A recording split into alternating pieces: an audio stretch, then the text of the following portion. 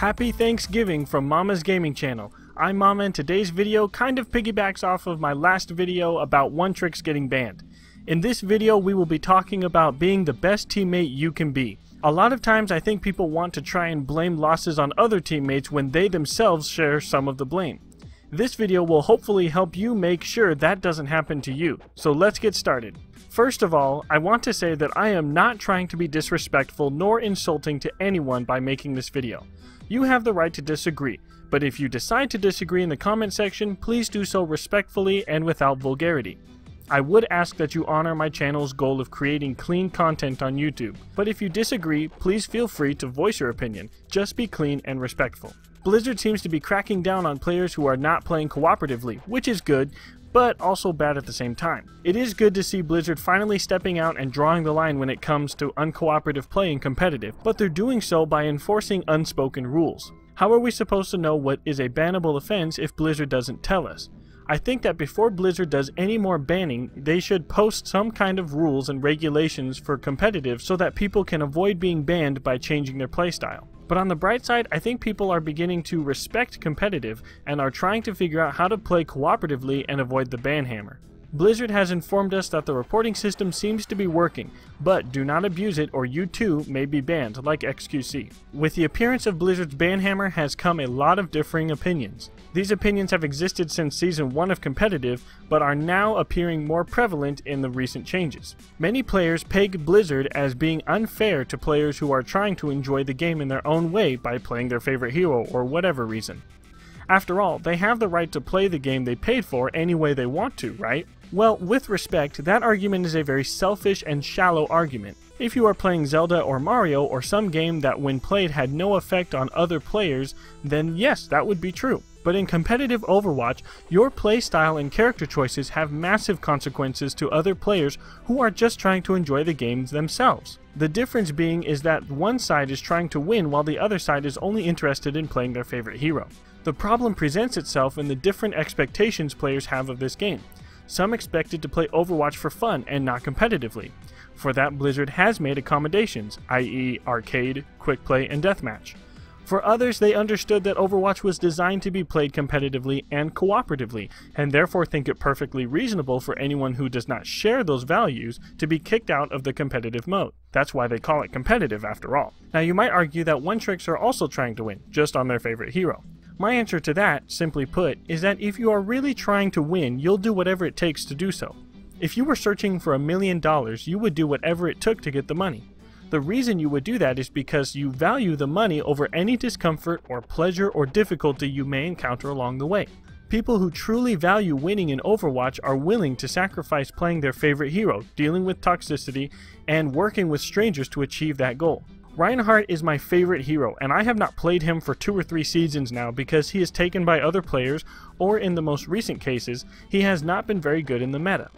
Because I am so intent on winning, I am perfectly happy not to play Rein and take another character so that we can win.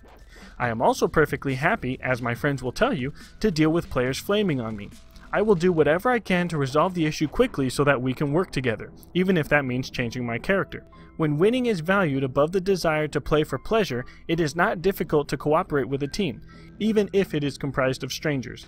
Now I am totally fine with a player one-tricking as long as they are cooperative and can perform their task properly. If you want to one-trick Torb, that's fine. Just communicate with us and do your job. If you cannot objectively make a positive impact on the team, then I will ask you to change. Let's say someone wants to play Torb on Volskaya Industries on attack against a Bastion, Orisa, Torb, Junkrat, and Hanzo. Against that team comp, Dive is especially strong, but if the attackers run a Dive comp, our Torb main probably won't do very well. If someone is playing Widow against Winston and D.Va, then they will probably get rolled over. In that case, I would ask the Widow to swap to Roadhog. If the Widow says they can't play Roadhog very well, I would say so what? Roadhog is so much more difficult for Winston to eliminate than a Widowmaker. The swap to Hog would automatically increase their impact on the team because they can no longer be deleted so quickly and can be in the team fight longer. This brings me to the point I want to make in this video. See, teamwork requires sacrifice, and sacrifice is inherently harmful to a selfish person. For some people, the prospect of winning is not worth playing cooperatively. They are happy whether they win or lose because they were never in it to win. For others, winning is a perfectly good trade for not playing their favorite hero or get their way. It all boils down to the value of the players in the game. Your gameplay will follow your values. In Blizzard's case, the banhammer is following their value of creating a team-based environment in competitive mode. This doesn't absolve team players from their responsibility to make concessions every once in a while. It is possible, though extremely difficult, to win with an uncooperative player. One of my favorite examples is one I have shown in the past, where I couldn't communicate with some of my teammates. These teammates would rush in with no regard to the rest of the team. They were trying to win by themselves. What we did was, instead of complaining about those teammates, we tried to time our engagements with theirs. This is probably best seen by the gameplay on screen, with our Reaper going for a flank without communicating with the rest of his team. Since I was Mercy, I watched him through the walls and told my team to wait for him. When Reaper was almost ready to engage, I told my tanks to engage to take the heat off of Reaper. Even though our Reaper was completely uncooperative, we still forced him to cooperate with us by letting him lead the charge. This is not the ideal way to play Overwatch, but, as I said before, teamwork calls for sacrifice. Now, our Reaper's own responsibility wasn't absolved because of what we did, but the void he had in his teamwork we filled with ours. Even so, Reaper's actions were not at all targeted towards a team effort by any apparent standards, and are by no means excusable. Teamwork requires mutual sacrifice, but not always a mutually equal sacrifice. There may be times in your competitive matches where your sacrifice is larger than anyone else's on the team.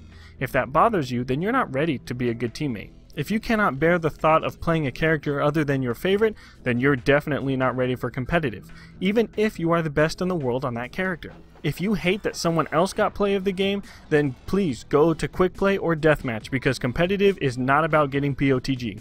Only players who value winning more than playing for their own pleasure ought to be playing competitive. If you are one of those people who puts personal preference over winning in competitive and want to change, it's not too late. Valuing winning over playing for personal pleasure doesn't necessarily mean that you won't have fun. It just means that you'll be a whole lot more successful in your competitive matches. When the game first came out, I only played characters I liked and never even considered what my team needed or how I could help them. After I learned that Overwatch is a team game, I began to study how to be a better teammate. I would watch professionals play and other YouTube channels that had Overwatch guides. Your Overwatch has been a great tool for me, as well as plenty of others. I will put a card up so you can check them out later if you so desire. But even after I learned all those things, I had lots more fun than I did playing for myself. Don't think that you're going to watch one video and be an amazing teammate, because that's not how it works. You're going to have to retrain your mind to play much differently than you have in the past. Instead of rushing over to your favorite hero, you will have to wait and see what someone else takes, and then have enough knowledge to take a character that will synergize with the characters chosen. Instead of playing Genji and going on massive flanks by yourself with no coordination with your team, you'll have to be a patient Genji, and learn the proper techniques and timings to maximize your character's impact. You may have to take some time and practice with characters that you may have never played before, so that you can be more versatile and useful in different contexts. I can't promise you will win every match or never get flamed on, but I can promise that the likelihood you will be banned will be dropped exponentially. Not to mention the likelihood that you'll win will increase exponentially. Remember, you don't have to be perfect, you just have to be the best teammate you can be. So constantly be asking yourself, am I being the best teammate I can be? After a match, ask yourself how you could have been a better teammate. If you can record gameplay, then I recommend recording and reviewing your matches. Try to find things that you can improve and look for things you may have missed. Were you tilting? Did you try to work with your team even though you disagreed with them? Did you play your very best even though you didn't like the character you were playing? Or did you throw the game a little bit because you were unhappy? Oftentimes we are more perceptive after the battle than we are during. If you are someone who places personal preference over winning with a team and have no plans to change, then I would ask you to please play something other than competitive. In every other game mode, you can play however you want and not harm anyone. The only thing at stake is potential experience, but you can gain XP whether you win or lose. In Deathmatch and No Limits, you can play your favorite hero no matter what. In Quick Play, the mechanics of the game are similar to competitive. If you want to play something completely off the wall, you can make your own game and have whatever you want.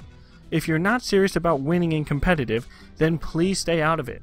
Leave it to those who want to win. I'm glad that Blizzard is finally enforcing team play, but I think it is a little late and hasty at the same time. Blizzard has not told us what is bannable yet, so players are still in the dark as to what constitutes a ban.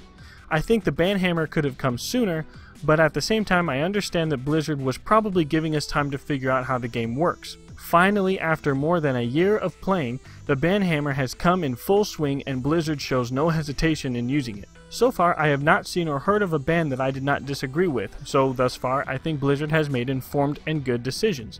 All we need now is Blizzard to tell us what we can and cannot do. I do recommend trying to play cooperatively and with a team. That seems to be the common cause of why people get banned. Now, in the spirit of Thanksgiving, I want to give thanks for a couple of things. First, I am grateful to Blizzard for making this great game. I understand that Overwatch isn't the easiest game to balance, and I appreciate the effort they have made to make it so great. To your Overwatch, I want to thank you for the work you guys do for the Overwatch community. I am a console player, but I can still learn from you PC gamers, so thank you. I also want to thank my viewers and subscribers for watching and supporting this channel. It may not seem like much, but trust me, it means a lot. I also want to thank my patrons who donate to this channel on a monthly basis. So far, this channel has raised almost $140 for the orphanage in El Salvador. May God bless you guys as you have blessed me and the orphanage. Thank you so much for watching this video. If you liked it, then please hit the like button and subscribe. If you want to view more content, check out my Twitch channel for live and past streams. For more information about this channel and how to support it, visit my Patreon page at www.patreon.com/mamasgamingchannel. Also, don't forget to check out my Twitter and Discord server where you can stay up to date in the latest MGC news and videos. Video submission instructions are also linked in the description with everything else. I hope you all have a wonderful Thanksgiving and that you don't have to eat leftovers for the next 3 weeks. Thanks again for watching this video, and I hope to see you later here in MGC. God bless and happy Thanksgiving.